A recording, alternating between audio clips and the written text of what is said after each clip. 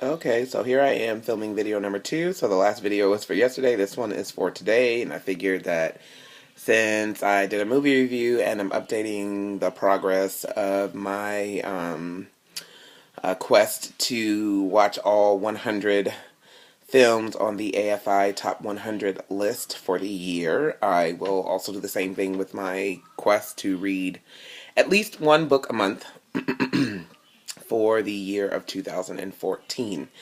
So the first book that I'm going to talk about, I'm not done with it, obviously, because January is not over. I have a schedule to finish this book at 10 pages a day, which doesn't really sound that difficult, but this book is kind of hard to read, and even though the book is small, the print is also very small, so there's a lot of stuff on those pages. So, but I am going to finish it by the end of this month. Anyways, so I might as well talk about the book. Let me grab it. It is dun, dun, dun, The Fellowship of the Ring by J.R.R. Tolkien, the famous Lord of the Rings series. I wanted to read these books because I absolutely adore the movies, and so I figured I would read the books. I finished The Hobbit. I actually started this book last year, put it down to read The Hobbit because I found The Hobbit at the library for free and wanted to read it before the second movie came out. I'd already seen the first one but hadn't seen the second one. And so I did, and I loved it. It was a really good book, The Hobbit was. And it actually was kind of saddening because it kind of tarnished the movie a little bit for me. Because when I went to go see the second one, I spent the entire time going, that didn't happen, that didn't happen, that didn't happen, who is that? Like, all these people and all these plot lines that they, honestly, because they're supposed to be making a trilogy of movies from that book, which I was just like, that's crazy, because it was only 255 pages, and so I really don't know how they're going to squeeze out three-hour movies from a 255-page book. And after seeing the movie, I know how they're going to add a whole lot of fluff and a whole lot of needless subplots and cameos from the characters from the other book that did not even occur in The Hobbit at all. And then they're going to make the goblins in the book orcs because, I don't know, they wanted continuity or have it lead into the Lord of the Rings books. But all the orcs that you see in The Hobbit did not occur in the actual book. They were, I don't know. I don't know why they didn't just make them goblins. I mean, come on, people. Just do the book the way it is. I felt that way about Little Women, too. I read Little Women, and then I saw the Susan Sarandon version, and I was just like, boo.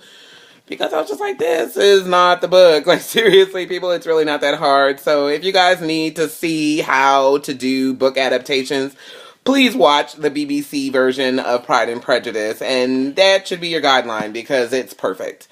Or near perfect. Anyways, but I really like The Hobbit. And so after finishing The Hobbit, I picked back up The Fellowship of the Ring, and so that's going to be my book for January, and I love it now. I didn't love it when I first started reading it because I was coming at it from a vantage point of having seen the movie and so expecting the book to be similar to the movie, and it's actually not. It's very different in a lot of ways. For one, the action in the movie happens very quickly, whereas this book is kind of slow. It takes a little while to pick up.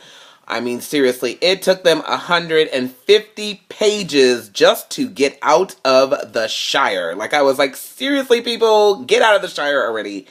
But it took them 150 pages to get out of the Shire, and in the movie, it happens in like the first 5 or 10 minutes. And so I was expecting them to, get on the road and, start making for Mordor to destroy the ring, and it just took forever. And so I was just like, oh my gosh. And then also reading it is kind of like I felt like it was like reading Chronicles or Second Kings. It's all this history and this one, son of this one, and this one of the line of these people. And I was just like, oh my gosh, really? But I stuck with it, and I'm really glad I did because I really, really love it. And I think the thing that fascinates me about these Tolkien novels is that he really created an entire world. I mean, he just created this whole kind of alternate reality with history and geography and genealogy, and you can just tell that he really just poured his heart and soul into these books. And when you read them, it's almost like there's like magic on them. You just kind of get lost in this world, and you wish you were in Middle Earth, they're really, really good. It's just such a well-woven story. And so I really like that because, like I said before, I love books that are flights of fancy. I love the Harry Potter books and Chronicles of Narnia, stuff like that. I like fantasy books, so I really, really like this novel. I'm really getting into it. For the month of February, I am not going to read The Two Towers, which is the second book in the Lord of the Rings trilogy, simply because I'm just going to take a Tolkien break.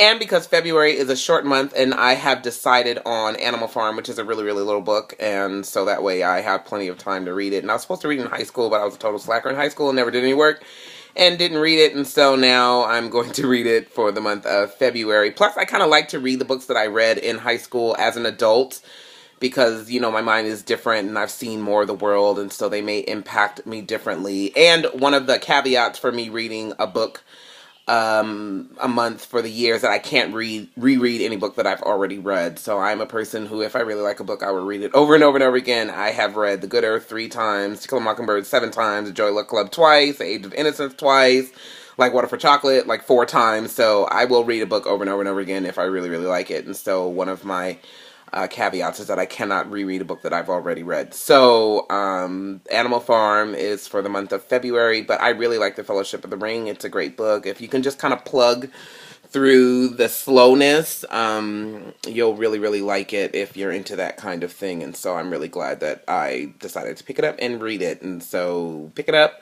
I got mine at my local library. They're kind of hard to find, and to find the sets are ridiculously expensive. It's crazy.